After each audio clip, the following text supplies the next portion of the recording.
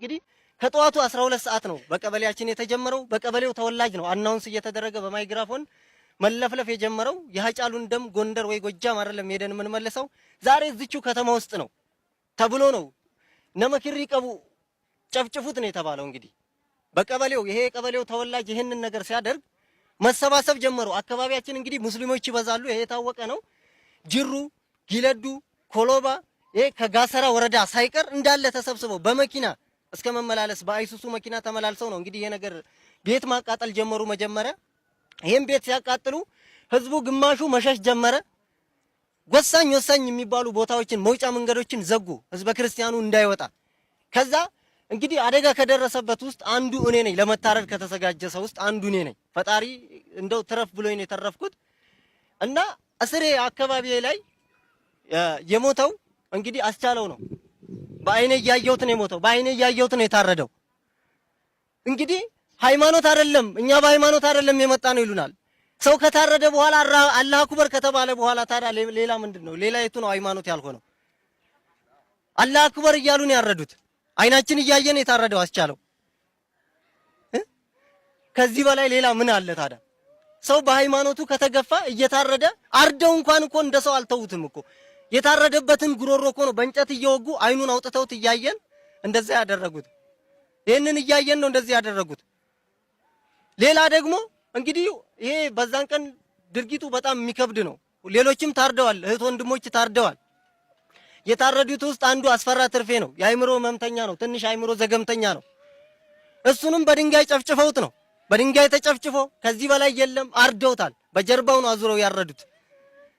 ሲቀጥል አስቻለው ሰለሞን በላይ ነው የሚባለው እንደዛው ታርዶ ነው። ትግስት አስራት ሴት ናት። እንግዲህ ሴት ልጅ ሰው እናቱን እንዴት ይገላል? ሴቷን በተለያየ 3 ቦታ በስለት ወቅተዋት ጭንቅላቷ አካባቢ እዚህ ጋር መተዋት የተሰርጉዶ ነው ህይወቷ ያለፈው። ሌላው ደግሞ በተለይ በጣም ያሳዘንን እኔ የእውነት ሰው መሆኔን የጠላሁበት በጣም ያሳዘነኝ ሰው እንዴት መቀበር እንኳን እስከሚያቅተን ድረስ በ3ኛ ቀን ነው ሬሳው የተነሳው። ኃይሌ ወንድሜ ነው፣ ዘመዴ ነው። በ3ኛው ቀን ነው ሬሳውን ጅብ በልቶት። የሰው ልጅ እንዴት ጅብ ይበላዋል? እኛ ኢትዮጵያዊ አይደለን እንዴ? ሰው እንዴት በማተቡ ታርዶ እንዴት እንደዚህ ይሆናል?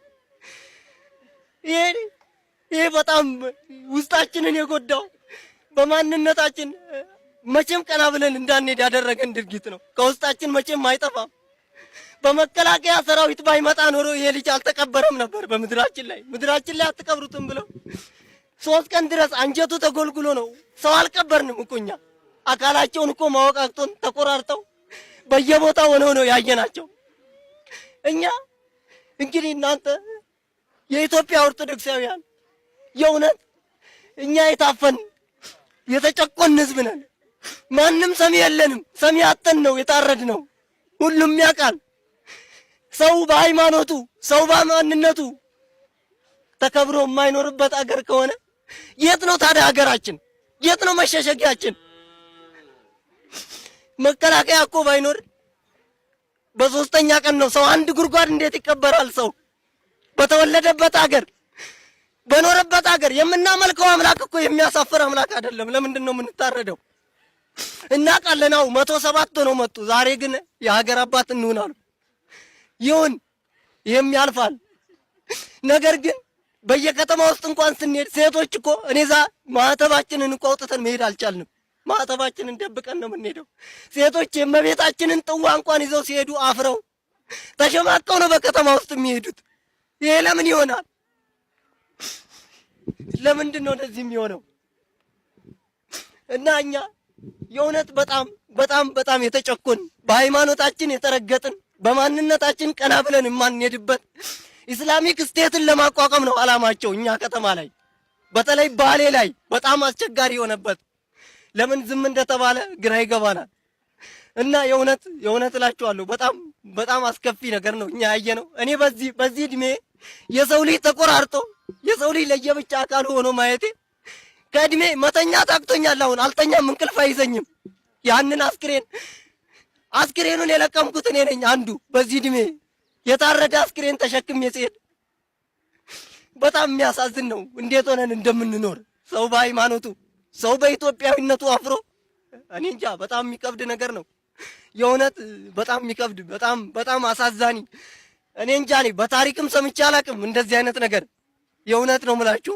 እና እኔ ማለት የምፈልገው የእውነት ሁላችሁም ይህንን መልእክት የምትሰሙ ኦርቶዶክሳውያን ኢትዮጵያውያን የዓለም ህዝቦች ሁሉ የእኛን ችግር አይታችሁ በአስቸኳይ ይሄ የብሔር ነው የሚባለው ነገር ድብብቆች ነው፣ የቃቃ ጨዋታ ነው አይደለም።